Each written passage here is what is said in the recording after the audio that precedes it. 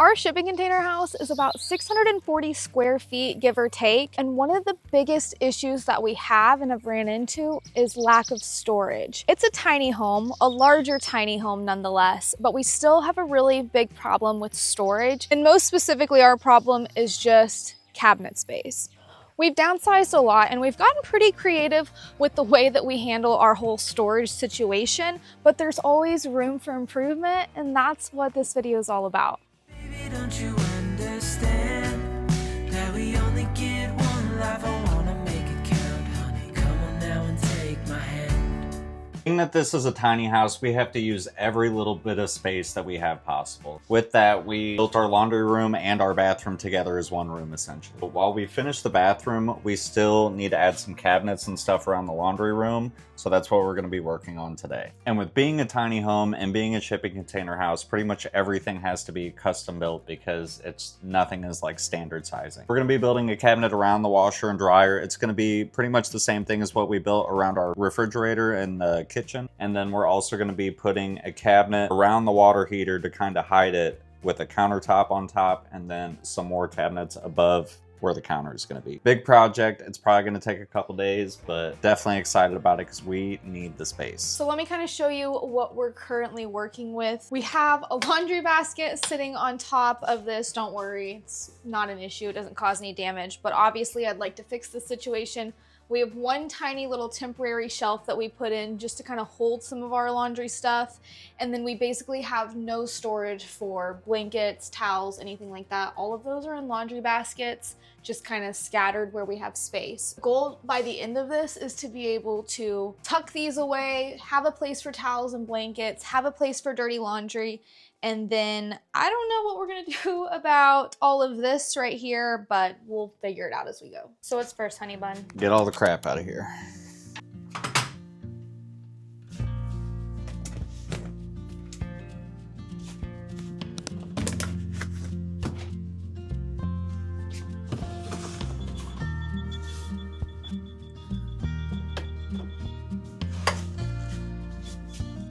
What are you doing? I was measuring it. I just got this little laser distance measure, so I'm trying to see how accurate it is. And consensus? I don't know. I haven't used a tape measure yet.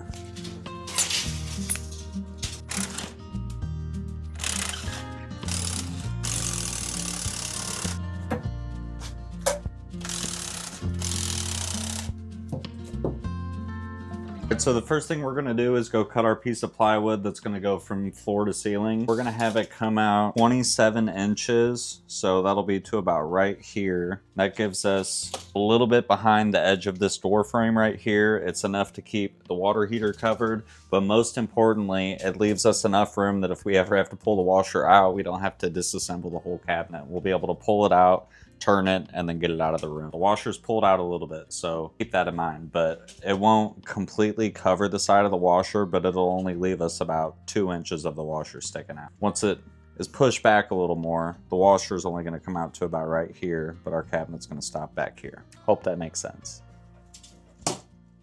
I was just looking to see where that would put the cabinet above here. It should be almost even, if not just a tiny bit recessed from the front of this.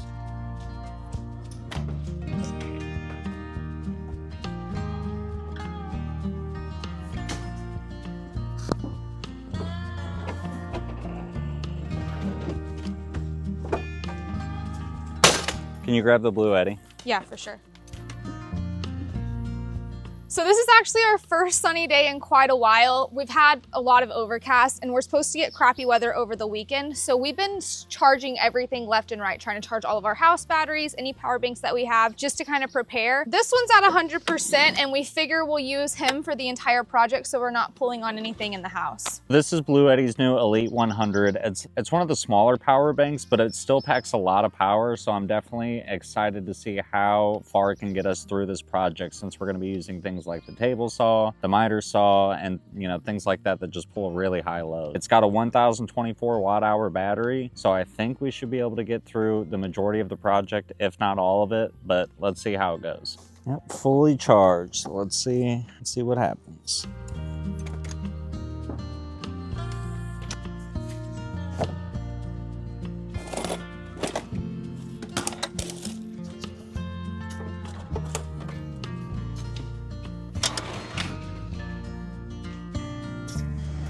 Are you ready? Yeah, let me put my hair up before everybody yells at me. Yep, a little long. Yep. This one, am I just guiding it? I'll tell you when to grab it. Actually, you're gonna help me get it started first, I think. I need you to help me make sure it's straight.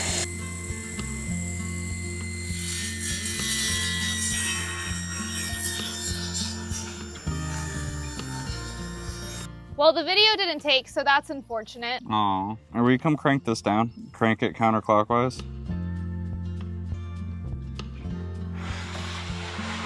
So cutting down a 3/4 inch piece of plywood only costs us 2%.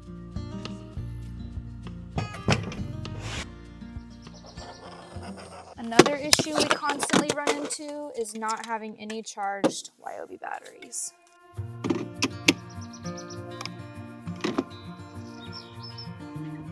We cut the width, now we need to cut the height. Height, height, height, not height.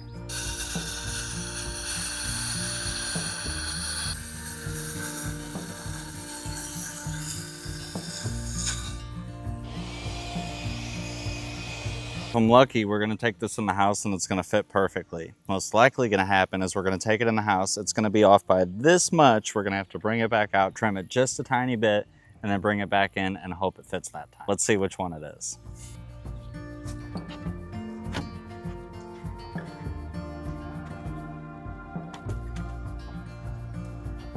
Thank you.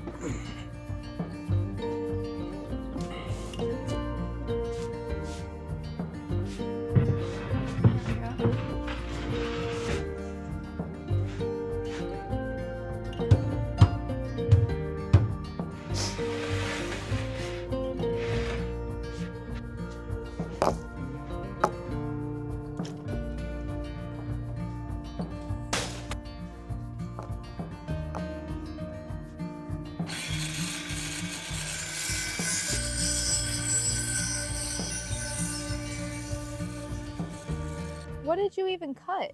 I cut a little bit. What, just like a sliver? Mm-hmm.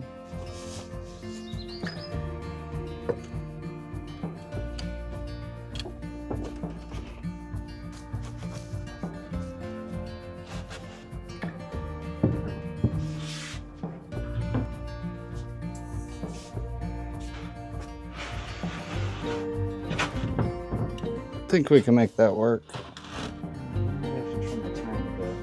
What's good on the outside is the inside that's a little tight. I gotta cut out a slot in the baseboard for it.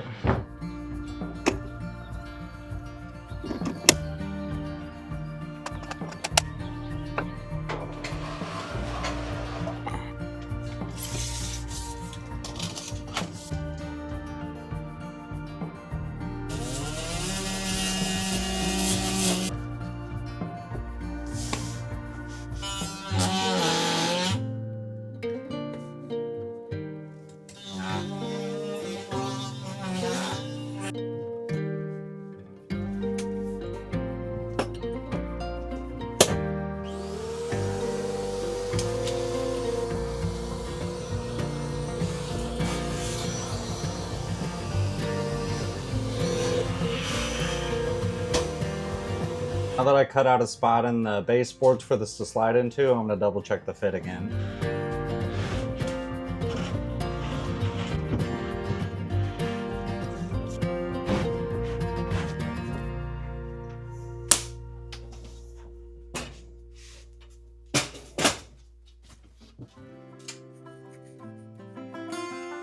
Just a little bit higher right at this corner from the mud in the corner just being a little bit thicker. So I'm just gonna have to trim ever so slightly on the edge right here, and then I think we'll be good. I just don't want to trim too much because I want it to be a nice tight fit so it won't move, but I also don't want it to dig into the drywall either. It's a very fine line.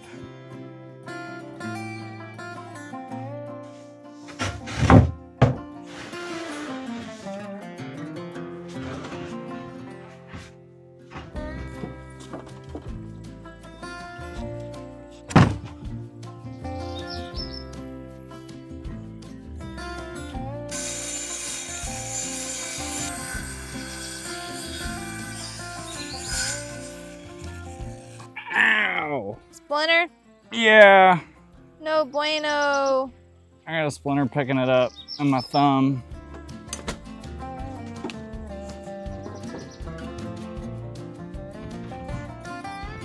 Hopefully this is the last time.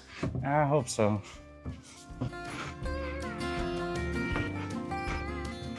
All right, we have our side cabinet wall in place. I know what you're thinking. It's just sitting there. How is it gonna stay secure? Unfortunately, there's no stud behind it to be able to directly tie it into. We're gonna build some framing inside to help keep it in place and help support the cabinet we're gonna build. And then whenever we build this cabinet around the water heater, we'll attach it to that, so that'll help hold the bottom in place. And then we'll obviously caulk around the edges, maybe add a little bit of adhesive to the floor to just kind of lock it in place. But first thing we're gonna do is start working on that framing. We need 1x2s for it, but unfortunately we didn't buy any. Let's go make some. Easiest way to make 1x2s is to cut down a 2x4. I think I'm actually gonna make it just a tiny bit bigger, whatever it was factory. That way we have a little bit more meat to grab onto.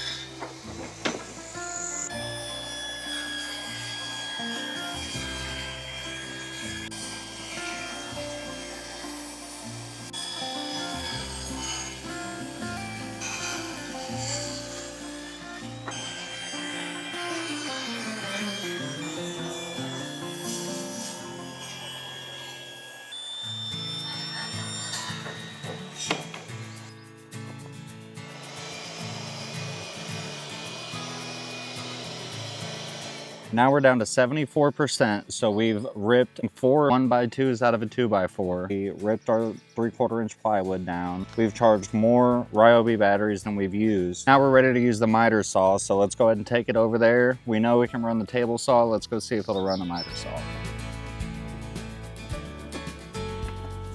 I'll go ahead and cut the end off this just to give me a nice fresh slice of wood. Well, so far so good. It started the saw right up. Didn't really bog down or anything.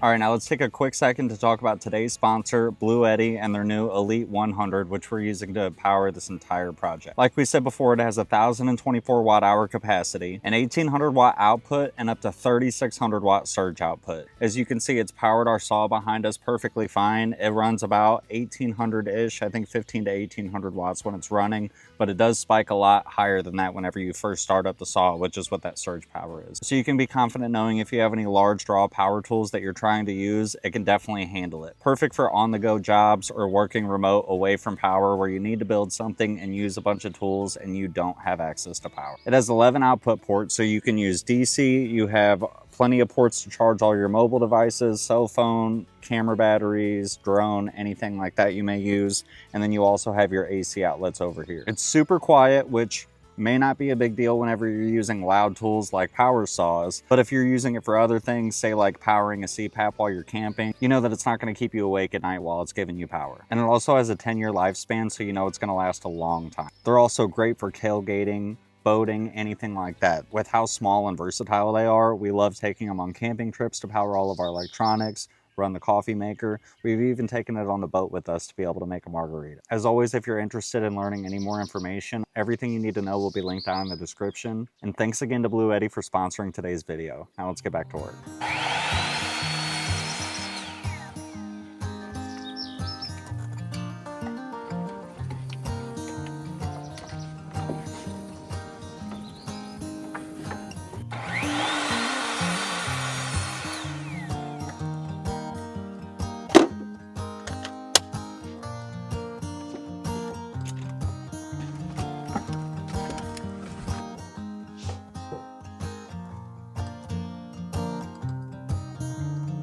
We got our upper frame cut and ready to go. It's essentially just going to be a square. I'm not going to put any cross pieces or anything like that. And the reason for that being is all this is going to do is just keep that piece of plywood in place so it doesn't move. This isn't going to offer any structuralness for the cabinet itself. It's not going to support any weight or anything like that. It's literally just going to hold that plywood in place so it doesn't move. First, I'm going to drill some pilot holes. That way I can relieve some pressure in the wood for my screws going in. I don't want the screws to crack the wood and pop it, because then I'm just going to have to rebuild it all over again.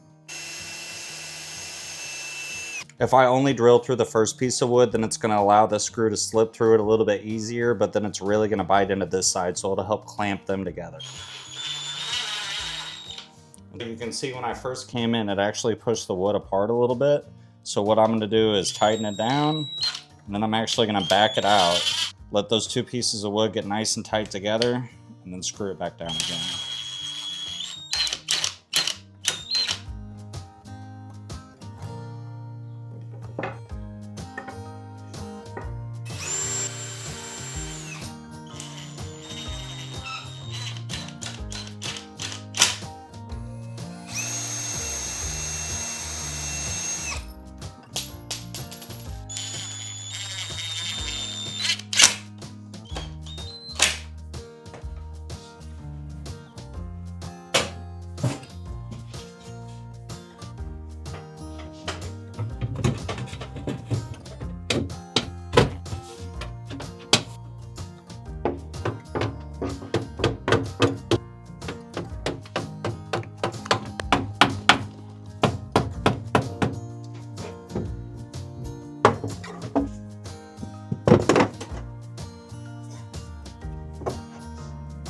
Can you hand me the nail gun, please?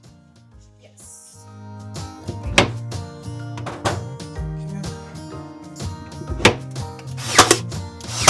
All right, so I got it nailed into place temporarily. I'm gonna go ahead and add some screws going from the framing into the studs in the wall, and then going from the plywood here into this framing as well. As I said earlier, and like you can see now, this doesn't really offer any structural support for the cabinet itself. It's solely just to keep this pretty much secured to the ceiling right here, because there's no stud right above it or anywhere else to secure it to. So this way, the plywood is nice and solid now. The bottom still moves, but we haven't got there yet.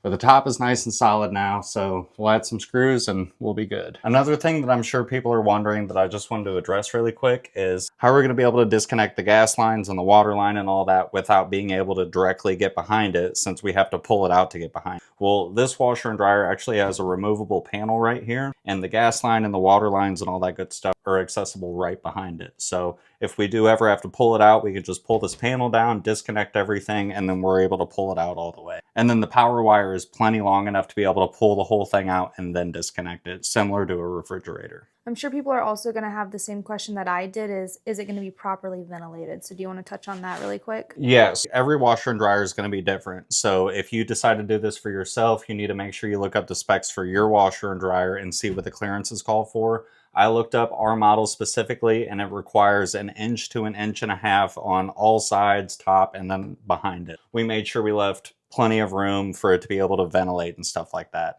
And then also, the way these work, they actually take their intake air from behind the dryer, and then since it's vented outside, it's pushing that air outside. So as the dryer's running, it's sucking air from the house around the sides of it, behind it, and then it's consuming it, heating it up, and then going out the exhaust. It essentially will kind of cool itself just by running and being able to suck all that air in from the house. Is it going to fit? 31.5. I think it's like 30. Yeah, it's right at 30, so that's going to give us 1.5 inches on the side, and I think it's going to look a little weird. And honestly, I thought this cabinet might be a little too small anyway, just depth-wise. I think we could build one a little bit deeper to utilize the space more.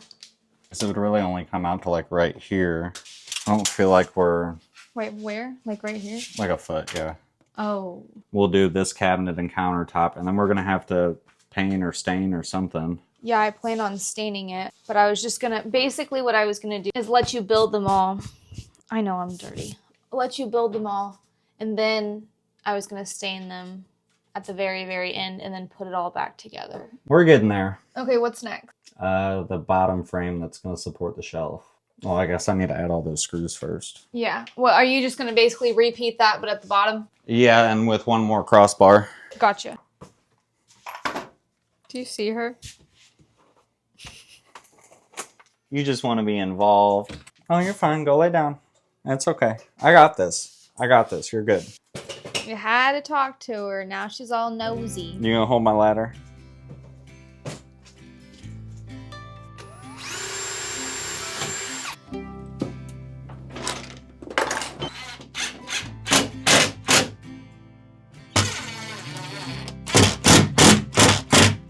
Are you gonna come look at this? Yeah. So how far out do we want the cabinet to come? Okay, so a foot's standard. Mm-hmm. I'm thinking 15 or 16, but I don't know. Do you think that's enough space to be able to work underneath? I don't really know what I'm gonna do over here. I mean, yeah, it's not like you're gonna fold laundry here. Yeah, Like that's more why or I'm less. almost wondering if we should just do a floor to ceiling cabinet, like just one giant cabinet. I mean, we can, but I really wanted to countertop. But we can. Like, cause you know like how I love vintage stuff? Have you seen like the old vintage laundry canisters? So I wanted to like put some of those out. Some like mood lighting. So that kind of like takes away that, but like I'm okay with it. Also, I think it would be easier What? to do floor to ceiling. Cabinet? Yeah. And cheaper. Because then, I mean, the countertop itself would cost more than the whole project. 6-foot Whatever, section. it's fine. I'm just gonna give up my dreams. It's fine. Let's do floor to ceiling. That's maximizing the most amount of space. Okay, so then here's my next question. Okay.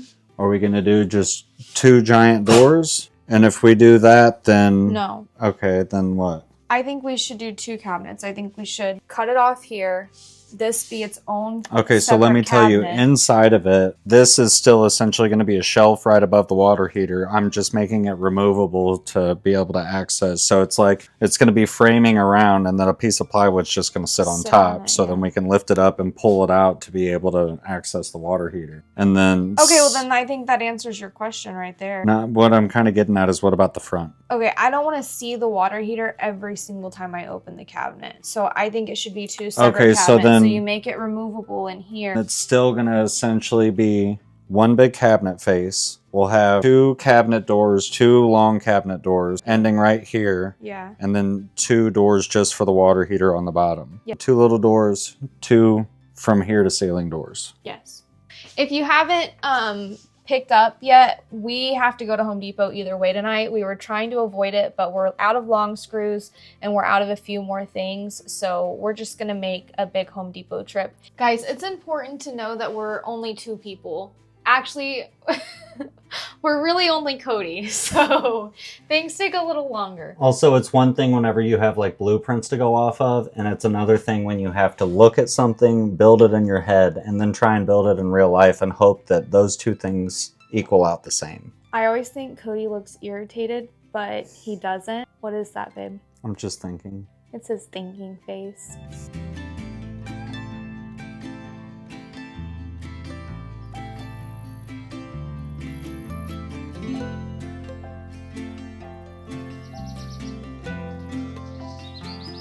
We went to Home Depot last night. We got the majority of the rest of the materials we need. We do still need to get stuff for the doors, but we're not going to be doing the doors in this video. It's going to be its own project along with finishing the cabinet, staining, and all that stuff. Ready to get back to work. I'm going to rip some 1x2s, and then we're going to keep working on the framing.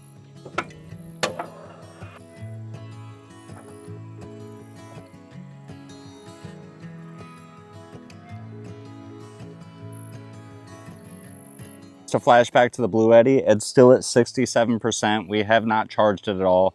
And I'd say we're almost halfway done through the project, so pretty good so far.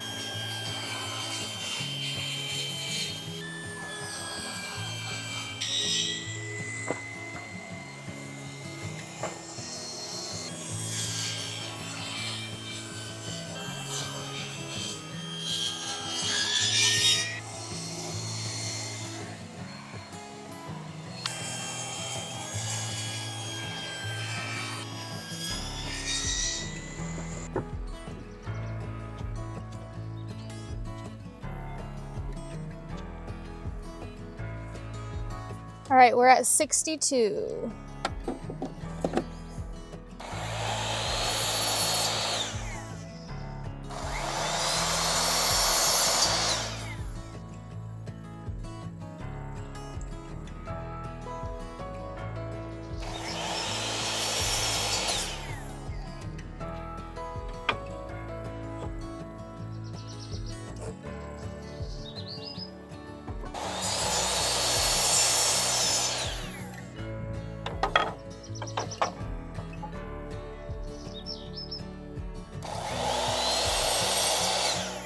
Same as the first frame we built, we're gonna go ahead and build the bottom frame. So I'm just gonna get everything laid out on the table, put it in position, line it all up, and then we'll start drilling holes and screwing it together.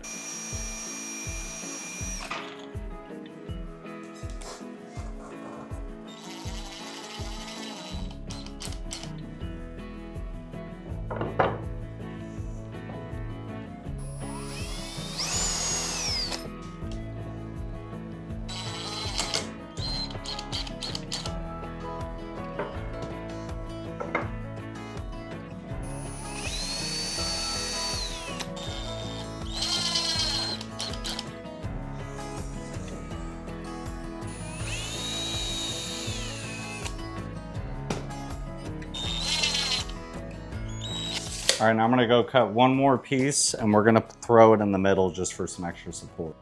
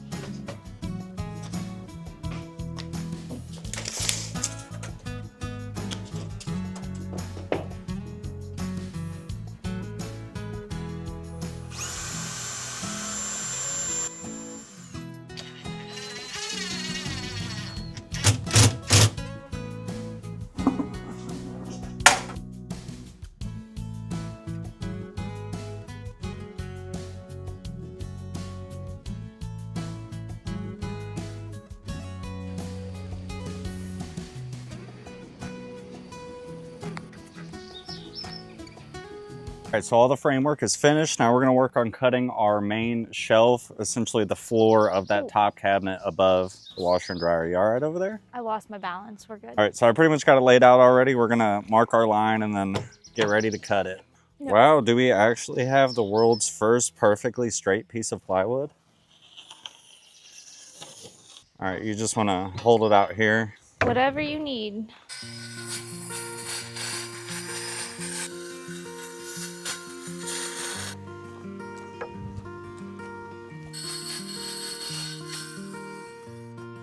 But I think we'll do that one on the table saw. Can you grab the T-square, the pencil, and the tape measure, please?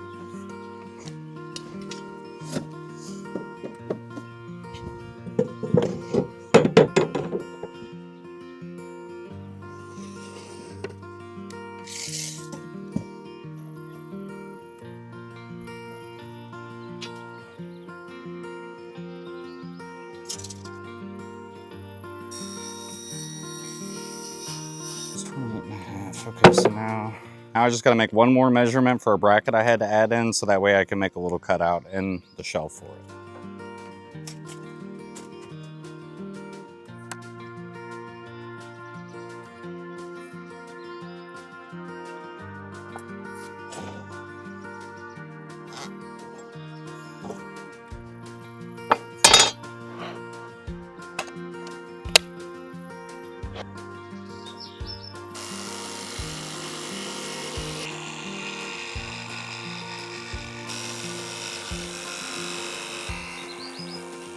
All right, there's our shelf.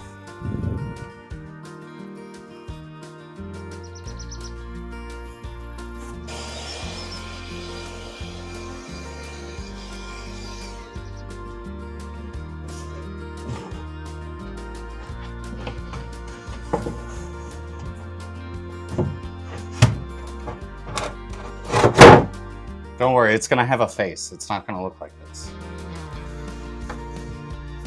I think it's good. Got our framing done, we got the shelf done. All we have left to do on this side is the face and the doors, but we're not gonna do that yet. I think next we're gonna start working on the shelving for this side.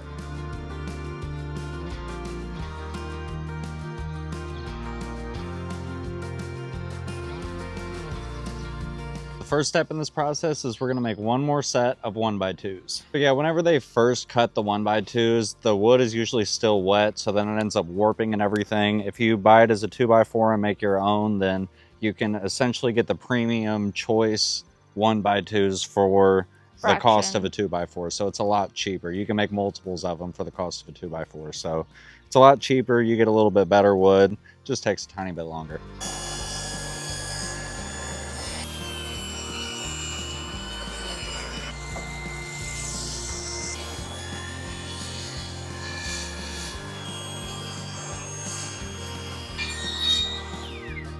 Yep, don't know what happened there.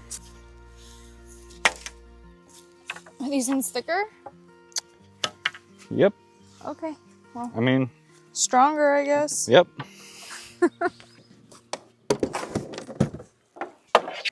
51%.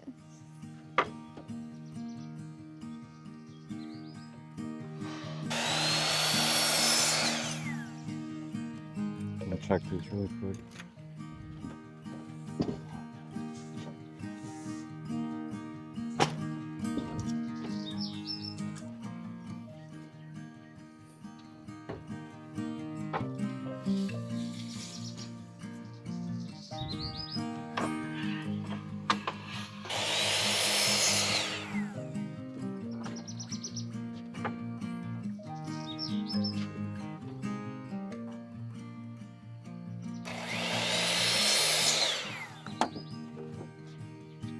Okay. All right, now same as earlier, we're just gonna build this frame and then we'll go put it in place.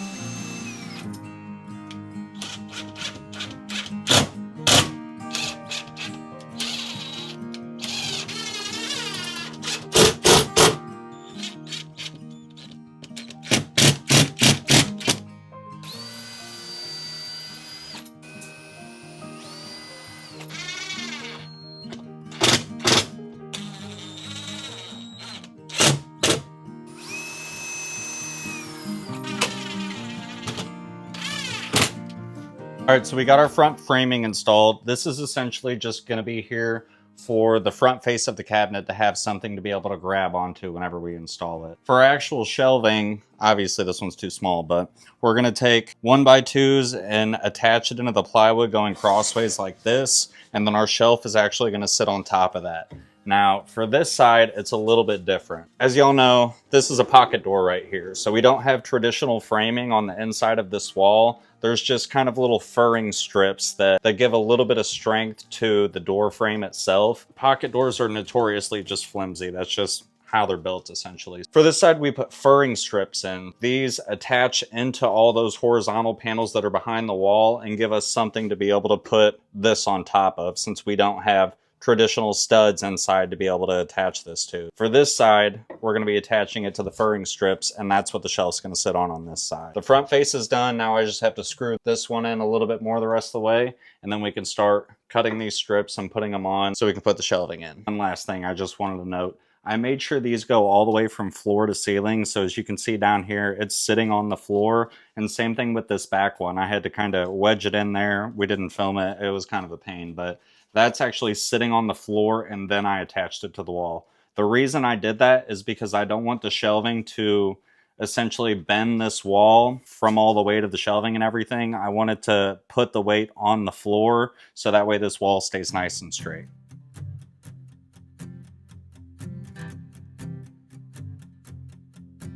All right, now we're going to cut the last of the shelving brackets.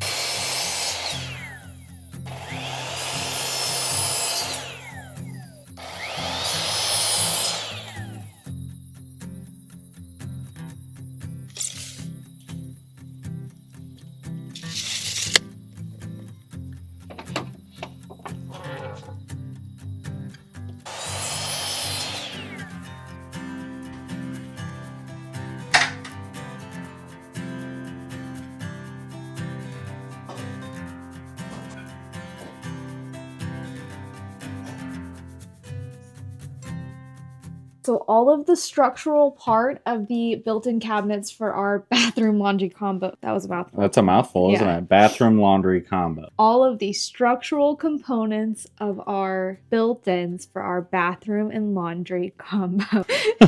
It's complete, basically. So in the next video, we'll be doing cabinet faces, staining, shelving, all of that good stuff, and just kind of wrapping it up. But this was the hardest part. A lot of thinking on your end. Yep. Yeah, whenever it's custom built, it's always going to take a little bit longer, but I think it's definitely more rewarding in the long run. And I'm definitely excited just looking at it now and like being able to visualize how much space we're going to have. I think it's going to be a huge change. Yeah, I'm a little sad that I didn't get my countertop, but I think this was the responsible Yeah, I mean, choice. honestly, I think if we did a countertop, it would have just been a place for junk to pile up on or for us to set stuff and forget about. It was more like visually pleasing than like actually useful, so it is what it is. But oh, let's go check on the Bluetti, see how much we used. Oh yeah. So we're down to 45%, and I think we're probably more than halfway done with the build total. Like, trying to think of what we still have to do. It's really just making the doors, which is only a couple cuts, and what else? Making the shelving, which is only a couple cuts. The rest of it's going to be drilling for dowels and sanding and stuff like that. So